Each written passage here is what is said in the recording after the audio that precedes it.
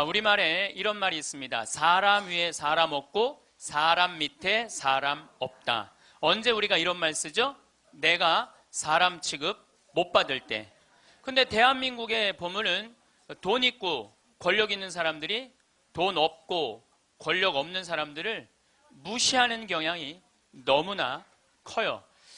이번에 미국의 프란치스코 교황님께서 방문을 하셨어요. 교황님은 항상 전용기가 없으시기 때문에 그 나라 비행기를 타고 가세요. 우리나라는 대한항공을 타고 오셨죠. 이번에 미국에 갈 때는 아메리칸 에어라인을 타고 가셨어요. 근데 교황님이 딱 비행기를 타자마자 승무원들한테 이렇게 부탁을 하셨다고 그래요. 나는 미국으로 가는 내내 어떠한 특별한 대우도 원하지 않는다. 나를 여기 있는 모든 탑승한 모든 승객하고 똑같이 대해줘라. 거기에는 무슨 추기경도 탔을 거고 기자단도 탔을 거고 수행원도 탔을 거예요. 근데 교황님은 특별한 대우를 원하지 않으셨다고 그래요.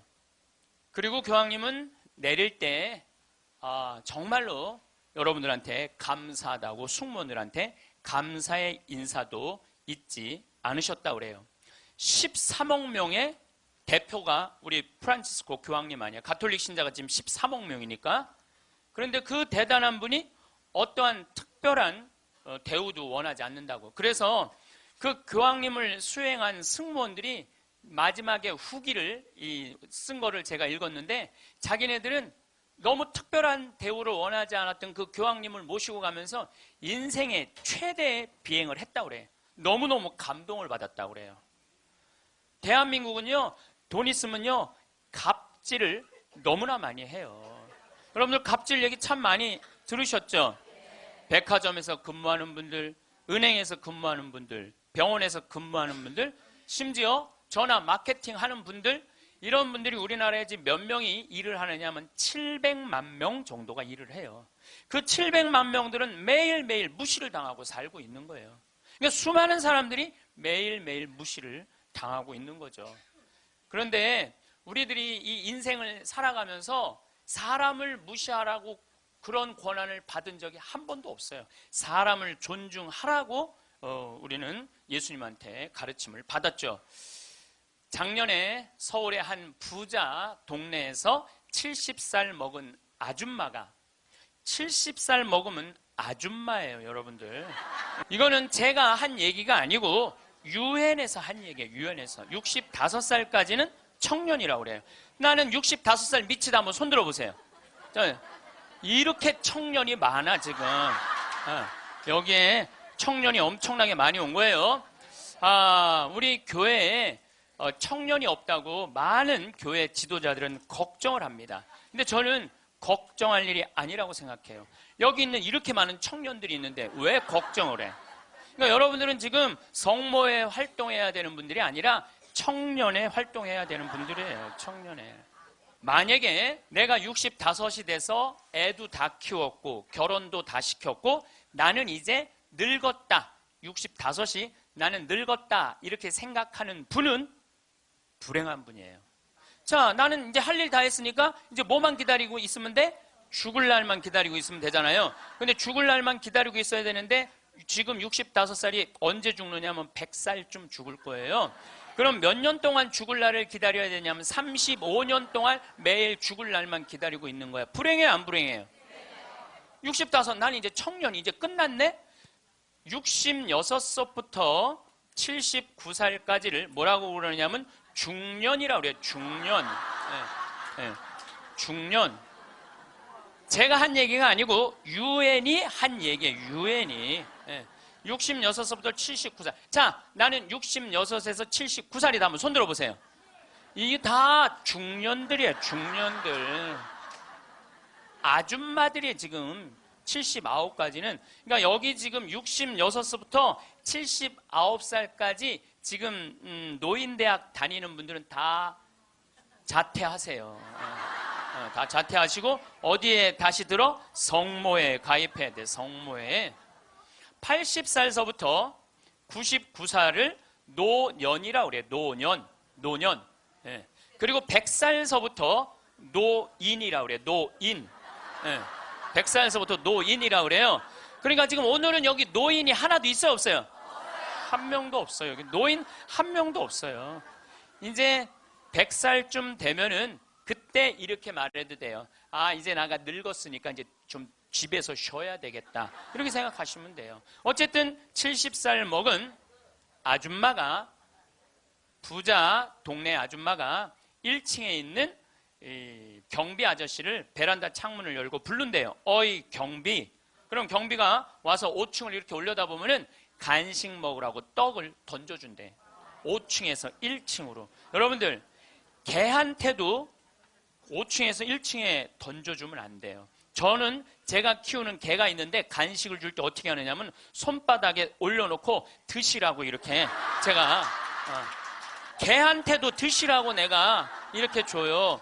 하물며 사람한테 5층에서 1층으로. 제가 그 후기를 좀 읽어보니까 그 경비 아저씨하고 친했대요. 친해서 장난으로 그랬다는 거예요. 여러분들, 본인은 장난일 수 있지만 1층에서 받아먹는 사람은 장난이 아니에요. 본인은 장난일 수 있지만 그것도 꼭 유통기한 지난 걸 줬다는 거. 유통기한 지난 거. 이게 사람 위에 사람 있고 사람 밑에 사람 있는 거죠. 오죽하면은 분신 자살을 했겠어요. 이분이 한 달 동안 피부 이식을 3번이나 했어요. 그러다가 결국 한 달 만에 죽었어요. 우리 사회는요, 돈 있으면 돈 없는 사람 무시하는 경향이 너무 커요. 며칠 전에도 뭐 수압으로 스키라고 무슨 액세서리, 거기에서 어떤 사람이 와갖고 점원들한테 이거 고쳐주지 않는다고 무릎 꿇히게 하고. 여러분들, 똑같은 사람끼리 무릎을 꿇히게 한다는 게 말이 돼요? 그 사람은 그 제품을 쓸 자격이 없는 사람이에요. 돈만 있다고 좋은 제품을 쓰는 게 아니라는 거예요. 돈도 있고 그 돈을 쓸 만한 인격도 갖춰야 되는데 우리는 돈만 있고 뭐가 없어? 인격이 없는 거예요. 사람 무시하지 말라고 누가 가장 가르치셨어요? 예수님이에요. 예수님은 마태복음 25장에 이렇게 말씀하세요. 양떼, 염소떼 나눠놓고 양떼들한테 이렇게 말씀하세요. 너희는 하늘나라를 차지해라. 우리가 뭘 잘했다고 하늘나라를 차지합니까? 너희들은 내가 목말랐을 때, 굶주렸을 때, 헐벗었을 때, 병들었을 때, 감옥에 갇혔을 때, 나그네 되었을 때 따뜻하게 맞이해줬다. 주님, 우리가 언제 그랬습니까? 그러니까 예수님 이렇게 말씀하세요. 너희 형제 중에 가장 보잘것없는 사람 하나에게 해준 게 곧 내게 해준 것이다. 혹시 여러분들 노숙자의 집에 가갖고 노숙자들한테 식사를 한번 대접했어. 그러면은 그 노숙자한테도 대접했지만은 누구한테도 대접한 거야? 그렇죠. 노숙자 안에 있는 예수님한테도 대접한 거예요. 그러니까 그걸 다 대접받았던 예수님은 마지막 날에 그 대접받은 걸 다 갚은 거예요. 근데 여러분들이 병든 사람, 감옥에 갇힌 사람, 노숙자들한테 한 번도 대접해 준 적이 없어. 마지막 날 예수님한테 받을 거 있어요, 없어요? 없어요. 지금 어려운 이웃한테 잘 베풀어 준 사람은 나중에 가서 예수님한테 따질 수 있어. 내놓으라고 내가 해준 거. 예수님 마태복음 25장에 말씀하셨기 때문에. 근데 왼편에 있는 사람한테는 예수님이 이렇게 말씀하세요. 악마와 그의 졸도들을 가두려고 준비한 영원히 꺼지지 않는 불 속으로 들어가라. 우리가 뭘 잘못했다고 그럽니까? 그냥 예수님이 이렇게 말씀하세요. 너희들은 내가 목말랐을 때, 굶주렸을 때, 헐벗었을 때, 병들었을 때, 감옥에 갇혔을 때, 나그네 되었을 때 따뜻하게 맞이하지 않았다. 주님, 우리가 언제 그랬습니까? 그러니까 예수님이 이렇게 말씀하세요. 너희 중에 가장 보잘것없는 사람 하나에게 해주지 않은 것이 곧 내게 해주지 않은 것이다. 자, 여기 계신 여러분 모두 안에 지금 예수님 계세요, 안 계세요? 계세요. 여러분들 무시당하면 돼요, 안 돼요? 안 돼요. 여러분들이 잘나서 무시당하면 안 되는 게 아니라 여러분들 안에 계신 예수님 때문에 무시당하면 안 돼요. 자기 자존심을 지키는 것은 여러분들은 예수님이 거하는 성전이기 때문에 여러분들 자존심을 지켜야 돼요. 저는 이번에 아주 굉장히 슬펐다가 너무너무 멋있는 사장님을 하나 만났어요. 도시락 업체, 그것도 미국에서 와서 우리나라에서 사업을 하는 도시락 업체 사장님인데 우리도 고객을 존중해야 되지만 고객도 우리를 존중해 주지 않으면 내쫓겠다 이거예요. 그 선언서를 제가 읽어드릴게요. 제목이 참 재미나요. 공정 서비스 권리 안내. 우리 직원이 고객에게 무례한 행동을 했다면 직원을 내보내겠습니다. 그러나 우리 직원에게 무례한 행동을 하시면 고객을 내보내겠습니다. 참 멋있죠? 우리 부관장 신부님이 로마 유학 갔다 오신 분이에요. 그런데 저녁에 맥주집에 이제 뭐 신학생 때 갔으니까 맥주 막 먹을 때잖아요. 맥주를 먹으니까 떨어지면 뭐라 그래? 웨이터, 웨이터 계속 불렀대요. 그랬더니 사장이 딱 오더니 나가라고 그러더래요. 왜 나가냐고 그러니까 왜 우리 직원을 종부리듯 부리느냐고, 술 떨어진 거 알면 우리가 찾아가고 필요한 거 있느냐고 물어볼 텐데 왜 내 직원을 종부리듯 부리느냐고, 이렇게 종부리듯 부리는 당신은 여기서 맥주 먹을 자격 없다고 나가라고. 근데 이게요, 유럽도 그러고 미국도 그래요. 미국도 가면은요, 아줌마 못 불러요. 올 때까지 기다려야 돼. 근데 우리는 내가 돈 주고 부린다고 식당에 가서 어떻게 해? 아줌마 왜 안 갔다 와? 안 갖고 와? 이게 종부리듯 부리는 거예요. 이 뒷말이 더 멋있어요. 상품과 대가는 동등한 교환입니다. 우리 직원들은 훌륭한 고객들에게 마음 깊이 감사를 담아 서비스를 제공하겠지만 무례한 고객에게까지 그렇게 응대하도록 교육하지는 않겠습니다. 그러니까 무례한 고객한테 죄송합니다 그렇게 안 가르치겠다는 거예요. 당신은 물건 살 자격 없으니까 나가라고 가르치겠다는 거예요. 우리 직원들은 언제 어디서 무슨 일을 하든지 항상 존중을 받아야 할 훌륭한 젊은이들이며 누군가에게는 금쪽 같은 자식이기 때문입니다. 직원에게 인격적 모욕을 느낄 언어나 행동, 큰 소리로 떠들거나 아이들을 방치하여 다른 고객들을 불편하게 하는 행동을 하실 경우에는 저희가 정중하게 서비스를 거부할 수 있음을 알려드립니다. 사장이 이렇게 딱 써놓은 거예요. 앞에다가. 얼마나 멋있는지 몰라요. 그러니까 예수님도 어느 누구도 함부로 대하지 말라는 거. 어느 누구도. 또 마태복음 18장 10절에 이런 말씀을 하세요. 너희 중에 가장 작은이라도 업신여기지 말아라. 왜냐하면 그의 수호천사가 하늘에서 매일 아버지의 얼굴을 뵙고 있다 그래요.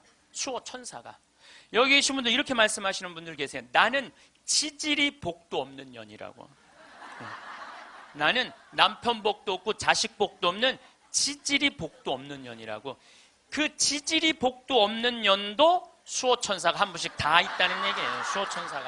수호천사 한 분씩 다 있는 거예요. 그러니까 여기 계신 여러분들 전부 지금 수호천사 있어요 없어요? 있어요. 여러분들 언제 수호천사가 여러분들 가장 곁에 있느냐면 여러분들이 성체 영화로 나올 때 수호천사가 항상 여러분들을 수호하고 나온다는 거예요. 여러분들 대단한 분들이에요. 수호천사 한 분씩 다 거느리고 있으니까. 그러니까 무시당하면 돼요 안 돼요? 무시당하면 안 돼요. 예수님은 이 세상에 오셨을 때도 가진 자 편에 서지 않고 가지지 못한 자 편에 서세요. 부처님 아버지는 직업이 뭐죠? 부처님 아버지는 왕이었어요. 공자님 아버지는 관리였어요. 마호메트 아버지는 큰 부자 상인이었어요. 물론 마호메트 엄마가 뱃속에 있을 때 돈 벌러 나갔다 죽어요. 그래갖고 마호메트는 유복자. 예수님 아버지는 직업이 뭐예요? 목수. 그 내가 신학교 다닐 때 신론 배울 때 예수님 아버지는 성부라고, 예수님 아버지 직업은 하느님이었어요. 하느님. 예수님 양아버지 직업은 뭐예요? 목수예요. 2000년 전에 목수는 하루에 2끼 정도 먹었다고 그래요. 그러니까 가난한 집에 태어나신 거예요. 예수님은. 굳이 당신이 선택해서 올 수 있었는데 굳이 가난한 집에 택해서 오신 이유는 뭐냐면 가난한 이들과 함께 하겠다는 거예요. 그리고 당신 태어날 때 천사들이 누구를 초대하느냐면 목동들을 초대해요. 야, 삼왕은 자기네들이 찾아온 거고 예수님이 초대한 건 누구냐 하면은 목동들이에요. 저기 대단한 분 태어났으니까 가봐라. 그래갖고 예수님한테 처음으로 인사를 한 사람들은 목동들이야. 우리가 알퐁소 토대의 별이라는 책을 읽어갖고 목동을 굉장히 낭만적인 사람들로 알고 있는데 중동에 가보면요 세상에 더러운 게 목동이에요. 그래서 목동하고 상대하지 말라 그래. 도둑놈들이라고. 상대하지 말라 그래. 왜냐하면 한번 풀두로 양, 염소 풀두로로 나가면은 한 달을 돌아다녀야 되거든요. 그러니까 한 달 동안 머리 안 가. 내가 가서 보니까 머리에 떡을 칠하고 다녀요. 먹을. 냄새가 얼마나 나는지 몰라. 또 밤낮에 기온차가 많으니까 옷을 몇 겹을 입고 한 달 동안 안 빨고 그것만 입고 다니는 거예요. 그 더럽고 냄새나는 목동들을 예수님은 첫 손님으로 초대한 거예요. 이게 누구를 초대하겠다냐? 보잘것없는 사람들을 귀하게 여기겠다는 거예요. 그리고 당신 활동하실 때는 앞 못 보는 사람, 듣지 못하는 사람, 말하지 못하는 사람, 팔 오그라드는 사람, 등 굽은 여자, 다리 오그라드는 사람, 몸 썩어가는 나 환자, 몸 파는 여자, 나라 팔아먹은 세리들이랑 먹고 마시고 놀았다고 그래요. 저는 신약 성서 읽으면서 가장 가슴 떨리는 성서 구절이 뭐냐면 예수님은 그들과 먹고 마시고 놀았다. 이거를 읽으면 막 가슴이 떨려요. 여러분들, 세상에 먹고 마시고 노는 것처럼 중요한 일이 어디 있어요? 그렇죠? 여러분들, 저하고 뭐 방송을 통해서 유튜브를 통해서 친숙하시죠? 친숙하다더라도 나하고 먹고 마시고 놀진 않잖아요. 먹고 마시고 놀 수 있는 사이는요, 친하지 않으면 못해요. 여러분들도 누구랑 먹고 마시고 놀아요? 친한 사람들이랑 먹고 마셔요. 오늘 이거 끝나고 나면 길거리에 나가고 너 오늘 나하고 먹고 마시고 놀자. 길거리에 있는 사람한테 말할 수 있어요, 없어요? 귀싸대기 맞을 거예요. 여기 오늘 같이 온 친구들하고 야, 우리 오늘 강의 끝났으니까 여기 명동에 가서 우리 먹고 마시고 놀자. 친하지 않으면 못하는 거예요. 친하지 않으면. 그리고 먹고 마시고 노는 사이는 그 사람의 속사정을 다 알아요. 그 사람이 뭘 힘들어하는지, 그 사람의 고민이 뭔지 먹고 마시고 놀지 않으면 모르는 거예요. 본당 신부도 마찬가지예요. 본당 신부할 때 5년 동안 사목을 했는데 교우들하고 한 번도 먹고 마시고 놀지 않았어. 그러면 여러분들은 본당 신부하고 추억이 있을까요, 없을까요? 없어요. 이게 웃을 일이 아니에요. 루카복음 7장 8절에 예수님은 먹보요 술꾼이라고 그래요. 먹보요 술꾼이라. 저도 본당 신부할 때 사목을 하는 기본이 뭐냐면 먹고 마시고 노는 거였어요. 사목의 기본이 먹고 마시고 노는 거였어요. 장례가 나잖아요. 그럼 저는 반드시 초상집에 갔어요. 초상집에 가갖고 장례 전날 가갖고 소주 한 병 내오라고 그래요. 그럼 상주 전부 다 오라고 그래요. 상주들하고 소주 한 잔씩 하면서 먹고 마시면서 어머니가 어떻게 살았는지, 아버지가 어떤 병으로 돌아갔는지 얘기를 다 들어요. 그리고 1시간을 그렇게 소주 한 병을 먹으면서 이야기를 하고 다음날 강론할 준비할 필요가 없어. 강론. 왜냐하면 강론 때 이 엄마가 어떻게 살았고 가족은 어떻게 하고 다 얘기할 수 있는 거예요. 먹고 마시고 놀고 왔기 때문에 공감이 되는 강론을 할 수 있는 거예요. 근데 만약에 초상이 났는데 내가 그 집에 한 번도 간 적이 없어. 그냥 장례만 딱 왔어. 그 강론은요, 그 고인들하고 남아있는 유족들하고 아무 공감대가 없는 강론을 할 수밖에 없어요. 예수님이 우리가 이 신약 성서를 읽을 때 너무너무 착착 쉽게 와닿죠? 왜 우리가 쉽게 알아들을 수 있는지 아세요? 예수님이 우리랑 먹고 마시고 놀았기 때문이에요. 이게 얼마나 가슴 설레는 성서 구절인지 몰라요. 어떤 가르침보다 위대한 말이 뭐냐면 예수님은 그들과 먹고 마시고 놀았다예요. 저도 87년도에 시각장애자들하고 1년 동안 여기 상계동에서 먹고 마시고 놀아봐서 87년도에 내가 그분들하고 1년 동안 살면서 물어봤어요. 여러분들은 살면서 뭐가 가장 힘드냐고. 그랬더니 그분들이 하는 얘기가 가장 힘든 게 뭐냐면 내 몸으로 난 자식 얼굴을 모르는 거래요. 여러분들은 애들 어때요? 애기 낳으면은 이뻐요, 안 이뻐요? 막 100일, 200일 된 애들 보면 손가락 보면 어때요? 기가 막히죠? 그러니까 엄마들, 애기 엄마들 보면 막 애 손도 막 먹고 발도 막 먹잖아요. 막 먹어 보니까 먹을 기세야. 먹을 수만 있으면은 너무너무 좋으니까. 그리고 눈에 티만 들어가도 막 뭐 이거 비벼내고 그러는데 나한테 한다는 애가 신부님 이만한 애를 눈에 넣어도 안 아프대. 눈에 넣어도 안 아프대. 이걸 넣는데 어떻게 안 아파. 눈알이 터지든지 뭘 하든지 해야 될 거 아니야. 눈에 넣어도 안 아파. 그렇게 좋다는 거야. 그렇게. 아기를 보는 기쁨은요, 그건 세상에 돈으로 살 수 없는 기쁨이에요. 우리 집에도 드디어 조카가 장가를 가서 딸을 낳았어요. 로사라는, 나는 이제 할아버지가 됐어요. 조카 손녀가 있어. 조카 손녀가. 근데 그 집에 가보면 참 볼만해요. 증조 할머니, 증조 할아버지, 할머니, 할아버지, 엄마, 아빠 여섯이서 둘러서갖고 얘가 이제 막 돌 며칠 전에 지났거든요. 얘는 가만히 보니까 아무것도 안 해. 그런데도 여섯이서 둘러서갖고 참 쳐다보고 있다가 눈만 뜨면 뭐라 그러냐면 눈 떴다. 눈 뜬 게 뭐 이렇게 대단한 일이라고. 6명이 둘러앉아갖고 눈 떴다고 난리를 치고 거기다가 얘가 빵긋 웃기만 하잖아요. 그러면 그때부터는 애가 재롱을 피는 게 아니에요. 증조 할머니, 증조 할아버지부터 재롱을 피기 시작해. 오르르 깍꿍 막 이게 누가 재롱 피는 거야? 내가 보기엔 지들이 재롱 피면서 얘가 재롱 핀다는 거야. 시간 가는지 모른다는 거야. 내가 보기엔 자기네들이 재롱 피고 얘는 그냥 껌뻑껌뻑 쳐다만 보는데 이 애기를 그래서 애들은 1살 때 평생 할 효도를 다 한다는 거예요. 1살 때 여러분들 그때의 그 기쁨 평생 애들은 2살 때부터 효도 안 해요. 왜 효도 안 하는 줄 아세요? 1살 때 이미 다 했어. 근데 뭘 2살 때부터 해? 혹시 지금 30살 뭐 된 자식들이 효도 안 한다고 섭섭한 그분들은 욕심이 너무 많은 거예요. 이미 그 기쁨을 다 누린 거예요. 근데 그분들은 자기 애들을 어떻게 알아보느냐면 손으로 만져서 눈이 이렇게 생겼고 코가 이렇게 입이 이렇게 그 상상할 수밖에 없어요. 한 번은 도봉산 성당에서 우리 시설 분들을 초대를 해갖고 식사 대접을 했어요. 정말 내가 가서 보니까 상다리가 부러지게 차려놨어. 그런데 옆에 있던 형제가 나한테 그러는 거야. 학사님, 우리는 이렇게 상다리가 부러지게 차려놔도 아무 소용이 없다는 거예요. 왜 소용이 없냐? 그랬더니 보여야지 골라 먹죠. 어디 있는 줄 알아야지. 냄새는 나는데 어디 있는지 알아야지 골라 먹죠. 그러니까 옆에 봉사자들이 한 분씩 앉아갖고 고등어 들어갑니다. 두부 들어갑니다. 김치 들어갑니다. 그래야지 먹는 거예요. 근데 우리 생태마을에 딱 음식 차려놓으면은 막 김치, 뭐 고등어 막 이제 묵은지 절여놓은 거 보면 막 이분들 막 입에 군침이 돈대. 딱 보면은 막 깍두기 쫙 빨갛게 해놓고 막 김치찌개 두부 딱 올려주면 입에 군침이 돈다는 거예요. 우린 눈으로 먹는 거예요. 먼저 눈으로 먹고 입에 군침이 도는 거예요. 이걸 영어로 뭐라고 그러냐면 My mouth is watering 그래요.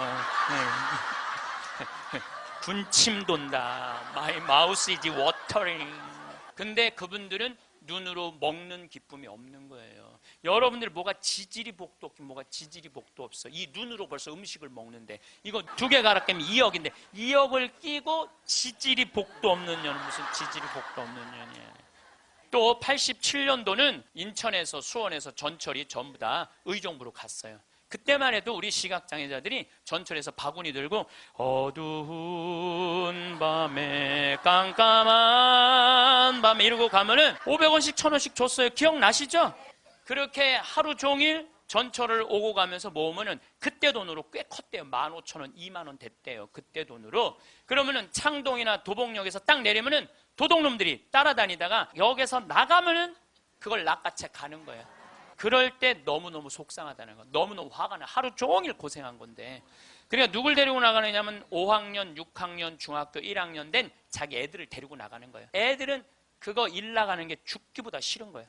매일 그 우리 시설 마당에서 애들이 울어. 너 왜 울어? 그럼 자기 일 나가기 싫다는 거예요. 네가 무슨 일을 나가는데 애들이 얘기해 주는 거예요. 낚아채 갖고 엄마 아빠가 나 데리고 나간다고. 그럼 엄마 아빠 손잡고 지팡이 잡고 전철 안에 왔다 갔다 하는 거 걔네들이. 그러는 수원이나 인천은 아무 상관없대요. 창동이나 도봉역에 딱 그 전철을 지나갈 때 되면 누굴 만나냐면 반 친구들을 만나는 거야. 반 친구들이 그걸 보고 다음날 학교 가고 다 소문을 내는 거야. 제 엄마 손잡고 구걸하러 다닌다고. 얼마나 그 나이에 자존심이 상해요. 그러니까 내가 그들과 1년 동안 먹고 마시고 놀지 않았으면 그분들의 아픔을 몰랐을 거예요. 예수님은 이 세상에 오셔서 3년 동안 정말 가지지 못한 사람이나 가진 사람이나 누구하고 먹고 마시고 놀았어요. 그러니까 강생이라는 말 참 많이 듣죠. 예수님은 이 세상에 강생하셨다. 그냥 몸만 오신 게 아니에요. 삶 자체로 이 세상에 들어오신 거예요. 그래서 우리랑 먹고 마시고 놀면서 우리가 고민하는 게 뭔지, 우리가 힘들어하는 게 뭔지 너무너무 잘 아셨어요. 그래서 예수님은 특별히 아픈 사람들, 병든 사람들 고쳐주는 거 주저하지 않으셨어요. 다 고쳐주셨어요. 그리고 최후의 만찬 때 마지막 날 제자들의 발을 씻어주고 난 다음에 예수님이 이렇게 말씀하세요. 요한복음 13장에 내가 너희들을 사랑하였듯이, 사랑한다는 게 뭐냐면 너희들과 먹고 마시고 놀면서 너희들을 위로했듯이 너희도 서로 사랑하여라. 이게 마지막 날 유언이야. 서로 사랑하라는 게. 그런데 지금 한국에는 크리스찬이 2천만이 있어요. 개신교 1,500만, 가톨릭 500만. 크리스찬이라는 건 뭐냐면 그리스도처럼 살겠다는 거예요. 여기 계신 여러분들 전부 왜 세례 받았냐면 그리스도처럼 살라고 세례 받은 거야. 그러면 이 대한민국에 2천만 명의 그리스도가 살고 있는데 요즘 대한민국에 보면 2천만 명의 그리스도인이 살고 있는 것 같아요? 아니죠? 예수님이 서로 사랑하라고 말하고 간 적이 없는 것 같아. 예수님이 이렇게 말하고 가신 것 같아. 너희들 서로 괴롭힐 수 있는 한 괴롭혀라. 이렇게 말씀하고 가신 것 같아. 얼마나 서로 괴롭히는지. 여러분들 우리나라 애들은 군대 가기 전에 이미 다 망가져서 들어가요. 우리나라 중고등학교 애들 여러분들 남자애들 보면 눈빛 보면 어때요? 살벌하지 않아요? 이렇게 눈빛 딱 마주치면은 어떤 놈이야 걸리지 내가 오늘 가만히 안 놔둬 이런 기세예요. 우리나라 지금 중고등학교 남자애들은 극도의 스트레스 속에서 자라는 거예요. 왜? 경쟁 속에서 경쟁만 가르치고 협력, 이해, 양보, 사랑 이런 게 안 배워요. 경쟁, 출세 1등만 배운 애들이야. 그러니까 눈에 도끼가 있는 거야 애들이. 그런 애들이 군대 가고 서로 괴롭히는 거예요. 이미 군대 가기 전에 망가진 거예요. 여러분들 이 텔레비전 보면 요즘 대한민국 뭔가 잘못 가고 있다는 생각 안 들어요? 뭔가 우리 지금 잘 가고 있어요? 잘 못 가고 있어요. 대한민국 건국이념은 뭐예요? 홍익인간 그건 4348년 전에 단군 할아버지가 한 얘기고 대한민국 건국이념은 뭐예요? 대한민국 건국이념은 뭐냐면 우리도 한번 잘 살아보세요. 돈이야 돈. 돈이라면요 무슨 짓이든 해요. 정말 지난 70년 동안 돈을 벌기 위해서 우리는 혈안이 돼 있었어요. 그리고 우리나라는 돈을 많이 벌었어요. 참 많이 벌은 나라예요. 전 세계 다녀보세요. 대한민국처럼 좋은 차 타고 여러분들처럼 이렇게 기가 막히게 멋있는 옷 입고 여러분들처럼 잘 먹는 나라 거의 없어요. 전 세계에서 10위 안에 들어요. 참 잘 먹고 잘 살아요. 근데 무슨 영국의 옥스퍼드 대학 나오고 우리나라 기자가 이런 말을 했어요. 기적을 이룬 나라, 기쁨을 잃은 나라. 기적은 이루었는데 너무너무 잘 살긴 하는데 기쁨이 없는 나라야. 전부 다 여기다 헬 조선이야. 지옥 조선이 지옥 조선. 우리나라를 지금 그렇게 표현하거든요. 그리고 애들이 흙수저 물고 태어났다고. 누구는 금수저 물고 태어났는데 누구는 흙수저 물고 태어났다고. 내가 보기엔 너무 잘 사는데 이런 표현들이 있는 거예요. 이거는요 돈보다 더 높은 가치가 있거든요. 이제 대한민국이 추구해야 되는 건 뭐냐면 돈보다 더 높은 가치를 추구해야 될 때예요. 이제는. 근데 아직도 돈이야. 아직도 돈. 아직도 경제 그래요. 정의, 인권, 자유, 생태계, 자연 이 높은 가치들이 있는데 우리는 아직도 경제예요. 핀란드라는 나라는 건국이념이 뭐냐면 나눔이야. 나눔. 이 나라는 러시아의 100년 지배를 받아요. 100년 지배를 받으면서 독립을 해요. 국민들이 모여갖고 우리 진짜 잃었던 나라를 찾았으니까 이 나라를 어떻게 건설해 나갈 것이냐? 국민들이 그래요. 콩알 한쪽이라도 나눠 먹자. 그래서 이 나라는요. 가난했을 때부터 나누기 시작하고 지금까지도 잘 나눠요. 지금까지도. 지금 국민소득 6만 달러예요. 이 나라는 초등학교, 중고등학교 전액 무상교육이에요. 근데 더 놀라운 건 대학생들도 전부 공짜로 대학 다 다녀요. 그리고 기숙사도 다 공짜야. 시골에서 헬싱키로 공부하러 올라왔어. 그러면은 기숙사비 다 국가에서 다 대줘요. 근데 더 놀라운 건 대학생들이 돈이 없어갖고 아르바이트 할까봐 책 사볼 돈이 없어서 아르바이트 할까봐 아르바이트 하지 마라. 공부해. 그러면서 책값 하라고 모든 대학생들한테 한 달에 43만 원씩 용돈을 줘요. 학비도 안 되는데 용돈도 줘. 이 나라는 석박사까지 공짜예요. 프로그램. 그러려면 뭘 많이 내야 돼? 세금을 많이 내야 되잖아요. 이 나라는 한 700만 원 정도 월급 받는 사람들이 세금을 얼마를 내냐면 320만 원 정도 내요. 이 정도 내야지 대학생들한테 용돈까지 주죠. 자, 이제 대한민국도 애들이 등록금 못 내갖고 지옥이라고 그러잖아요. 그러니까 이제 어른들, 애들, 대학생들 등록금 공짜로 해주기 위해서 700만 원 버는 사람들 320만 원 돈 내십시오. 낼 것 같아, 안 낼 것 같아요? 여기다가 빨간 띠 두르고 결사 반대. 누가 대한민국이 정이 많은 나라래? 저는요, 대한민국 정 많은 나라라는 거에 동의할 수 없어요. 왜냐하면 정이 많은 나라가 해외 입양 1위를 해요. 우리나라가 해외 입양 1위예요. 제가 지난 여름에 유타라는 곳에 강의를 다녀왔는데 거기 가보니까요 몰몬 교도가 많은 데예요. 저녁에 식당에 갔는데 엄마 아빠는 100이냐? 근데 애들은 누가 봐도 우리나라 애들이에요. 그 한 식당에 세 쌍의 자녀들이, 그러니까 세 부부 쌍의 자녀들이 우리나라 애들이야. 나는 대한민국의 어른으로서 걔네들한테 너무너무 미안하더라고요.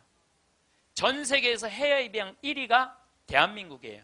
2위가 어딘 줄 아세요? 필리핀이에요. 3위가 우간다, 4위가 인도, 5위가 우즈베키스탄이에요.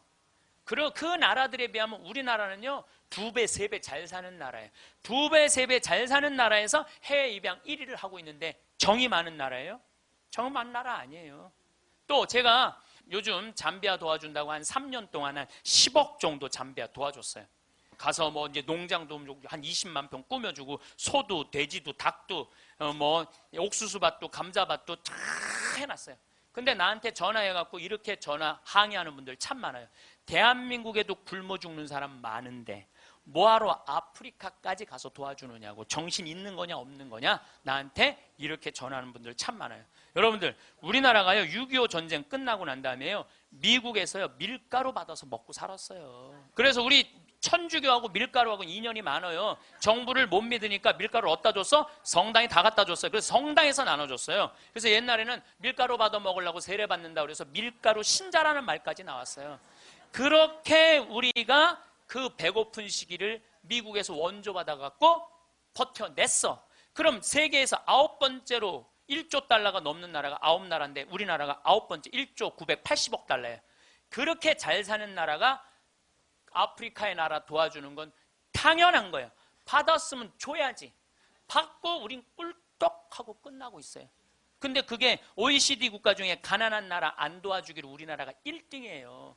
뭐가 정이 많은 나라예요. 말로만 정 많으면 다예요. 정이 많은 나라가 아니에요.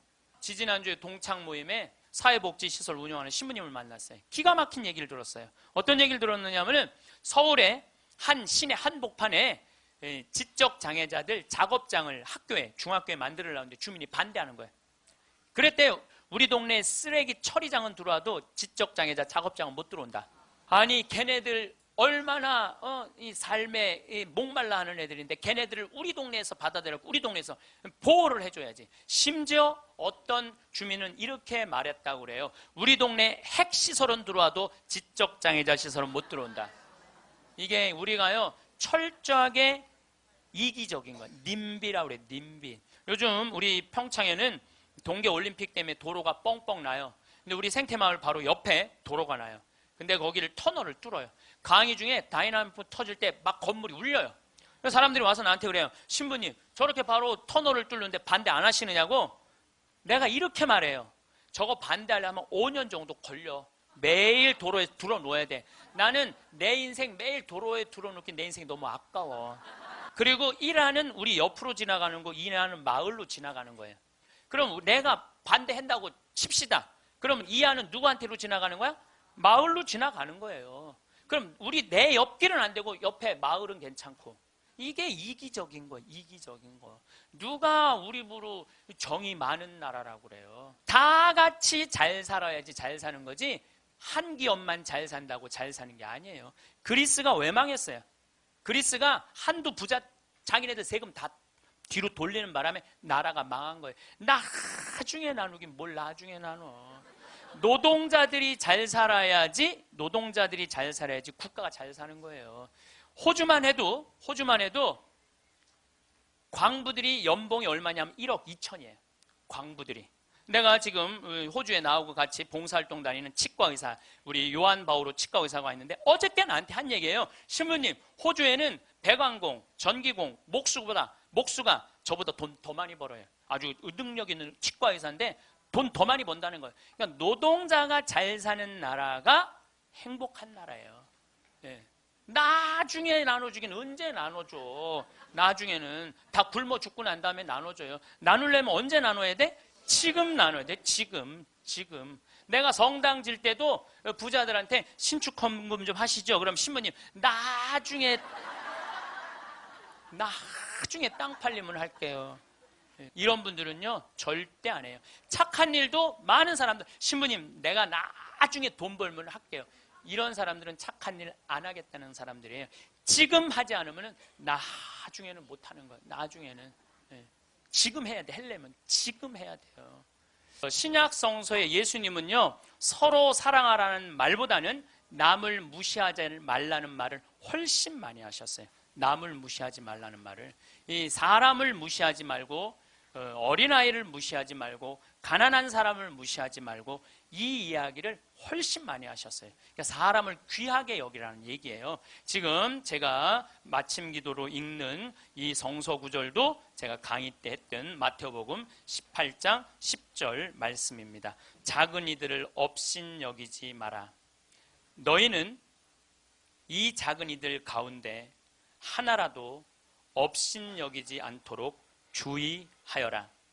내가 너희에게 말한다. 하늘에서 그들의 천사들이 하늘에 계신 내 아버지의 얼굴을 늘 보고 있다. 사랑 많으신 하느님 아버지, 당신은 아들 예수님을 이 세상에 보내셔서 우리와 함께 먹고 마시고 놀면서 우리들이 이 세상살이 하면서 힘들어하는 것을 위로해 주시기 위하여 당신 아들을 파견하셨나이다. 그 거룩한 예수 성심을 닮아 우리들도 생활 안에서 만나는 우리 주위 사람들 무시하지 않고 그들을 존중하고 그들 안에 있는 예수님의 모습을 찾아내어 그들을